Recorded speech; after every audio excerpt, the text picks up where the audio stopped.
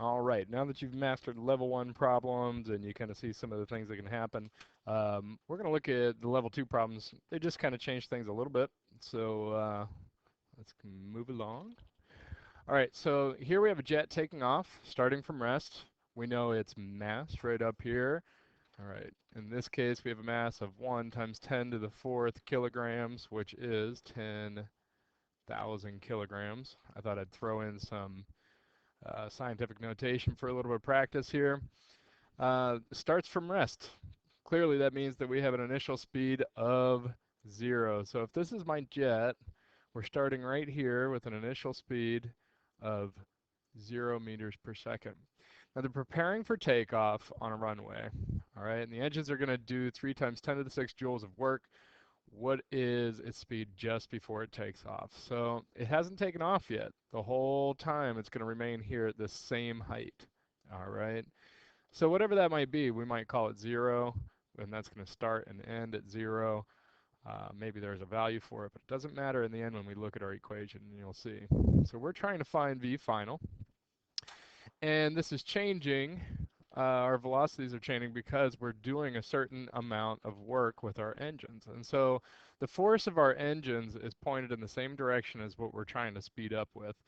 And so we're going to do some work with our engines, and because they're in the same direction as our motion, then we're going to be doing positive work. So 3 times 10 to the 6 joules, that's like 3 million joules. All right. And so we're going to go to our equation. Same one we've been using so far, where the non-conservative forces equal to change in total energy. And since we're dealing with velocities and heights, we'll jump straight to this equation.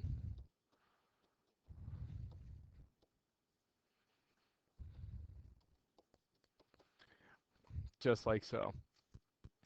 So I have my initial velocity, that's given to me. And what's interesting here is that, yeah, I have my mass, but I also have the work of my non-conservative force. So in the other problems, you were just solving for work. Now we're given the work and we're going to solve for something else over here. Now in this particular problem, since the final height and the initial height are the same, when I subtract them, it doesn't matter what value it is. We can use 0, and 0 minus 0 is 0, times 9.8 is 0, times 10,000 kilograms is still 0.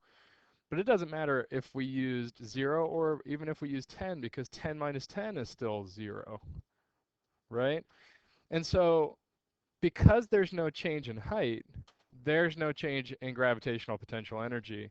And all of this work that the engines are doing is going to be changing the kinetic energy instead. So we can go ahead and we can plug these values in. 10,000 kilograms, right?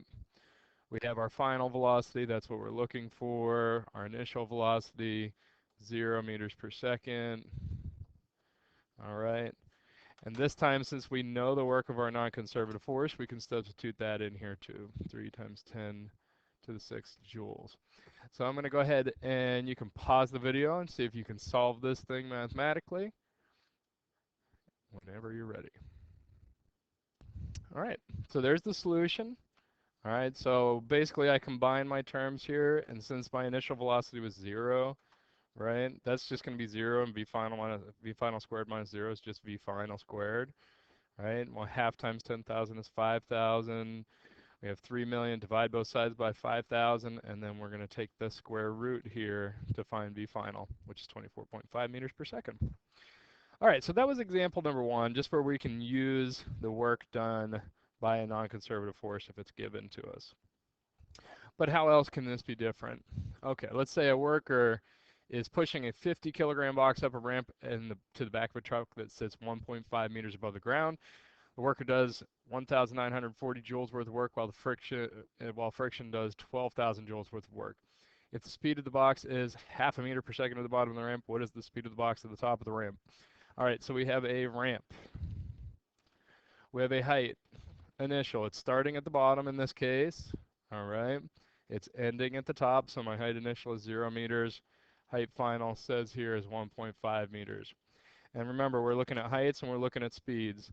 So down here at the bottom, v initial, 0.5 meters per second. We're looking for v final. That's up here at the top. All right, that's where we're ending this problem. So be careful about order. You know, we want to know where are we starting, where are we ending, what's the height and velocity at the beginning, what's the height and velocity at the end. All right, so we also know this other stuff here. Apparently the worker is doing work, all right? And he's doing 1,940 joules worth of work. Now the worker's force is going to be pointed up the ramp just like that. That's the force of the worker. And that's in the same direction as what the box is moving, is up the ramp. So this is going to be positive work. At the same time, we have friction, and friction is always in the opposite direction of what we're moving. And so it's doing 1,200 joules worth of work, but it's doing negative 1,200 joules worth of work. Now, the work of the non-conservative forces in our equation, where the work is the change in total energy, that's the total amount of work done by all of the non-conservative forces.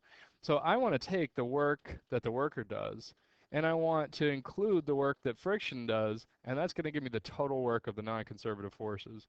So I have my 1940 joules plus my negative 1,200 joules, and that gives me a total of 740 joules. So that's what I'm going to use for WNC in my equation up above there. So let's go ahead and substitute all these values in. All right. Again, we're dealing with heights and velocities.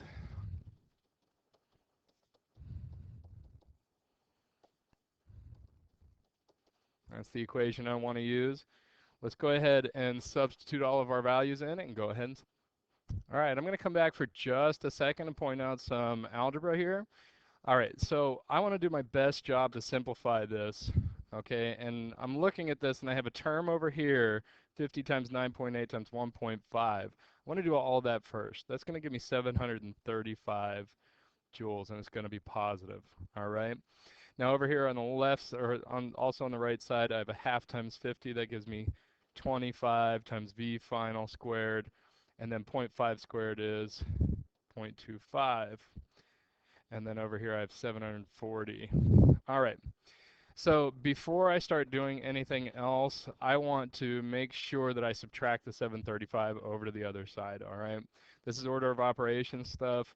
I want to move stuff before I start to break things up in this equation right over here. All right.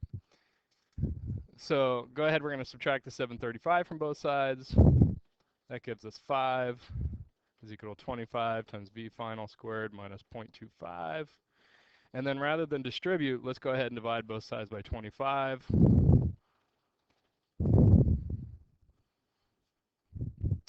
That should give us